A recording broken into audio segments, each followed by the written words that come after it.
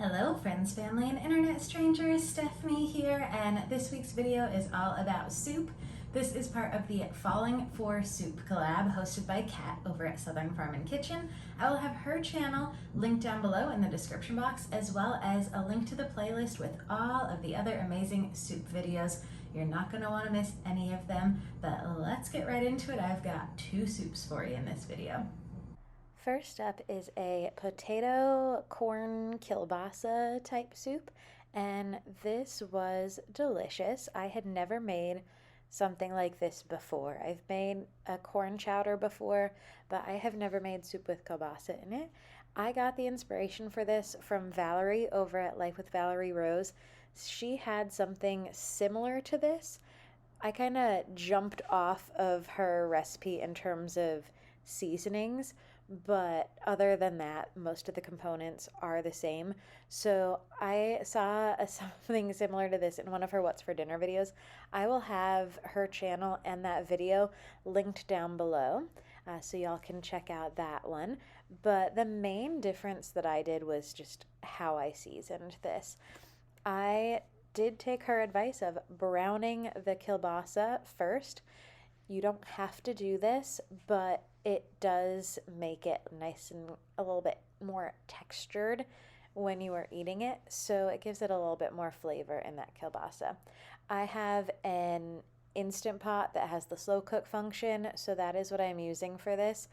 You could probably make this in an Instant Pot itself and pressure cook this and have it done quicker, but this was easy to do on a work day. I like to prep things the night or a few days before if I'm going to be using my slow cooker on a day that I'm going to work. I am not a morning person. I will say this every time I do a crockpot video. I am not a morning person. It's not that I'm grumpy in the mornings. It's just that I like to sleep until I have to get up. So I will get up as late as possible to still be on time to work. So I decided to cut everything up beforehand. So for the case of the kielbasa and the onions, that's really easy because those are things that keep well in the refrigerator. So the thing that I was concerned about though was the potatoes. Brief pause. This is the difference between mine and Valerie's. I am seasoning this with the what Frugal Fit Mom would call Uncle Tony's, but the Creole seasoning. I'm using that instead of any of the other seasonings that you'll see in her video.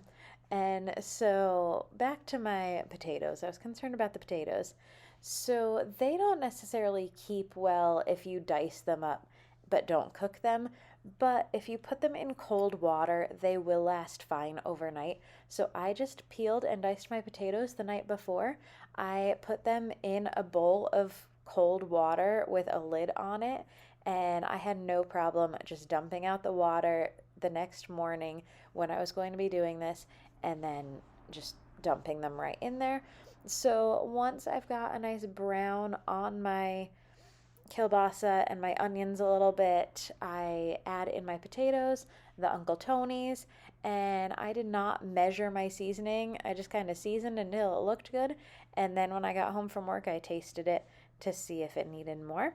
I am adding in water and chicken bouillon. I have the powdered kind, so I just added the right amount for the amount of water I did. You can use chicken broth for this instead if you have chicken broth that's pre-made or homemade or in the little carton, or the cubes if you've got the cubes, but it is good to use the chicken over water. So I would recommend not using just plain water for this. You're not going to get as much flavor. And then I am adding in a little bit of frozen corn. I also didn't measure that. I just kind of poured it out of the bag until it looked good. I am making a half of this recipe. If you are new here, welcome. My name is Stephanie, and if you haven't looked at my channel name yet, it says Still Single Stephanie. I am perpetually single, so I cook for one. I don't really like leftovers, and I knew with this, with heavy cream in it, it wouldn't necessarily freeze the best. So I just did a half portion or half recipe. I had this for 3 meals and it was perfect. I didn't get sick of it because I didn't have it for several days. This made a good lunch that I brought to work. The problem was I had to do this video a little further in advance because I will be out of town when y'all are watching this, if you're watching it right when it drops. So I will be watching all the videos in the playlist as well. I will also be responding to any comments on this video. It might just take me a little longer than normal because I will be in Ireland when this video is posted. So I wanted to get this done in advance. It was about 106 degrees when I was making this, so not very fall here in Southern California. And bringing this to work for lunch when I work mainly outdoors was very interesting, eating soup in 106-degree weather. I don't know that I have done that before. Normally I stick to cool foods on the hot days. So when I got home from work, I just added in some cheese and heavy whipping cream and stirred it up, and then put the lid back on so it could all kind of come together for a few minutes while I changed and wound down from work for the day. And then that's all you need to do with this. It is ready to go, but I am going to make a suggestion for you, which is if you do like a thicker soup, smush some of the potatoes up against the side of your Instant Pot or your slow cooker or whatever you are cooking this in, because that, to me, it was a good flavor, but I just wanted a different texture. So what I did was when I got it in the bowl, I kind of realized that that would change the thickness of the soup a little bit, and I smushed my potatoes right in my bowl, and that worked out really well. And then after I was done, before I packed up my leftovers for lunches, I did the rest of it right there in my Instant Pot, a little slow cooker area. Served this up with some cornbread, and it was delicious. Next up, doing some cabbage soup. The cabbage soup video that I already have on my channel, which is Instant Pot Cabbage Soup, is, at the time of this video being released, the #1 video on my channel. It is my most popular video, and I have always done it in the pressure cooker in the Instant Pot, but I decided I did want to try a slow cooker version of it and see if there was any difference at all, because I have said in the past when I've made this that it would be the same in a slow cooker. Yes, I learned from doing this way. It does taste the same if you do it in the slow cooker.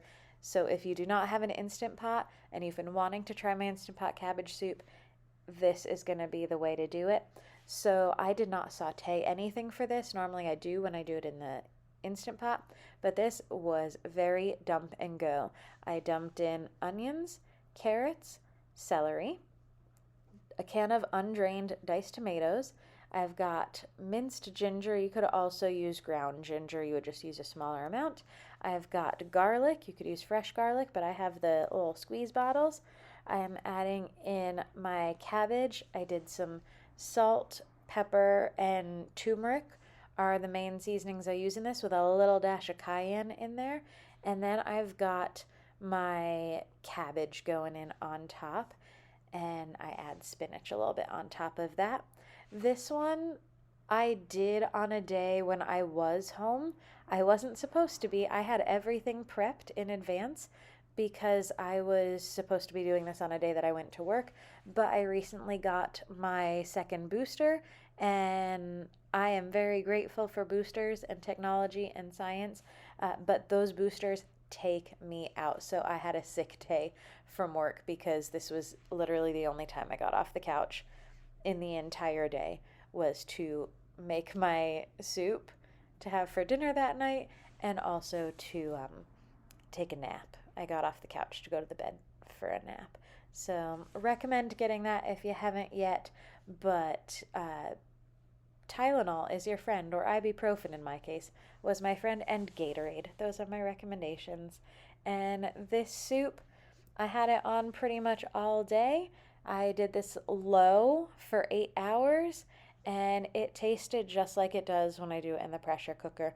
So I highly recommend trying this. It is a very veggie packed and healthy soup, and I took this to lunch for 3 days after initially eating it, so it did make me about 4 servings with how much I do it. I add my veggie broth as the main liquid, and then I let all the liquids come out of all of those veggies, and it forms almost a stew-like consistency for this soup. Thank you so much for watching. I hope y'all enjoyed this video. If you're new here from the playlist, welcome. Thank you. I hope you'll consider sticking around and hitting that subscribe button. If you enjoyed this video, don't forget to give it a big thumbs up. And thank you for watching. Don't forget to check out the rest of the videos in this playlist. Thanks so much, Kat, for hosting. Have a great day, everyone.